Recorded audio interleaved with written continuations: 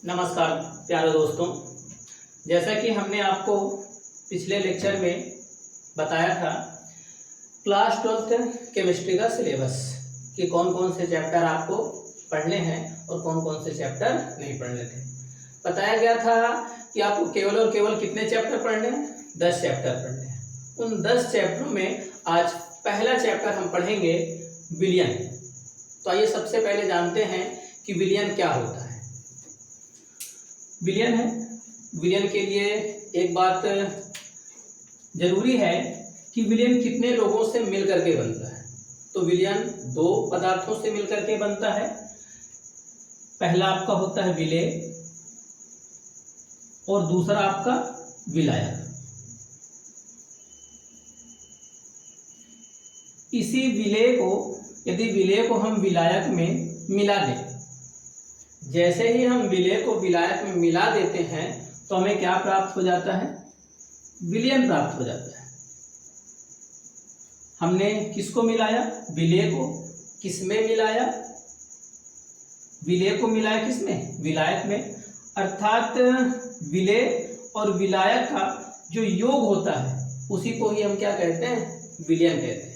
तो विलयन की एक छोटी सी परिभाषा है, विलेय और विलायक के योग को हम क्या कहते हैं, विलयन कहते हैं। कोई दिक्कत? याद रखिएगा आप, विलेय और विलायक को हम क्या कहते हैं, योग को हम विलयन कहते हैं।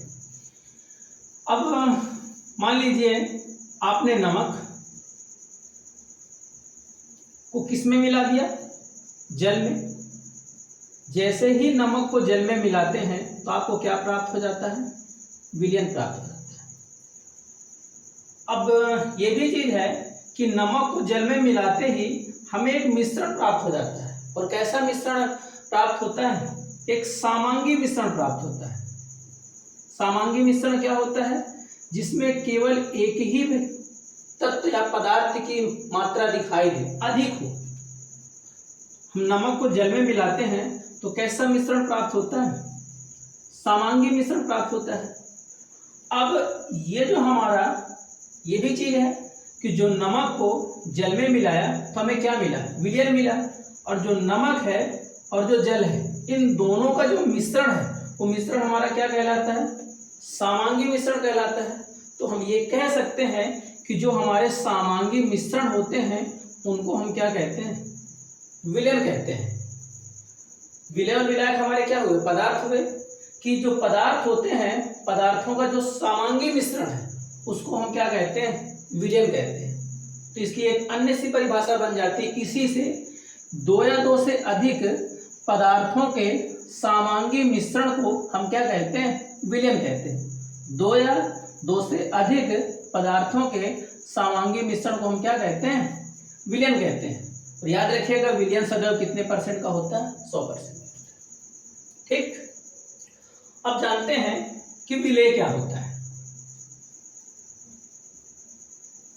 विलेय क्या होता है, साल्यूट। नमक को जल में मिलाने पर यह हम पाते हैं कि जो हमें विलयन मिलता है उस विलयन में केवल और केवल किसकी मात्रा दिखाई देती है, जल की मात्रा दिखाई देती है। नमक की मात्रा क्या हो जाती है, गायब हो जाती है। तो जो विलयन है, इस नमक की मात्रा खत्म हो गई, समाप्त हो गई। तो विलयन में जिसकी मात्रा क्या होती है, कम होती है। विलयन में जिसकी मात्रा कम होती है उसे हम क्या कहते हैं, विलेय कहते हैं। और वहीं पर हमें यह देखने के लिए मिलता है कि विलयन में केवल और केवल हमें क्या दिखाई देता है, जल दिखाई देता है। इसका मतलब जल की मात्रा क्या होती है, अधिक होती है। तो जिसकी मात्रा अधिक होगी किसमें, विलयन में, उसे हम क्या कहेंगे, विलायक कहेंगे। तो विलयन में जिसकी मात्रा अधिक होती है उसे हम क्या कहते हैं, विलायक कहते हैं। और विलयन में जिसकी मात्रा क्या होती है, कम होती है, उसे हम क्या कहते हैं, विलेय कहते हैं। देखिएगा विलेय की परिभाषा क्या है, विलयन में जिस पदार्थ की मात्रा कम होती है उसे क्या कहते हैं, विलेय कहते हैं। और विलायक क्या होता है, विलयन में जिस पदार्थ की मात्रा अधिक होती है उसे क्या कहते हैं, विलायक कहते हैं। जैसे नमक और जल का विलयन, जैसे ही नमक हमारा आपका क्या है, विलेय है, और जल आपका क्या है, विलायक है। एक विशेष बिंदु याद रखिएगा, जो जल है एक सार्वत्रिक विलायक है, ये हमेशा किसका कार्य करता है, विलायक का। तो आप इन विलयन, विलेय और विलायक की परिभाषा को नोट कर लीजिएगा।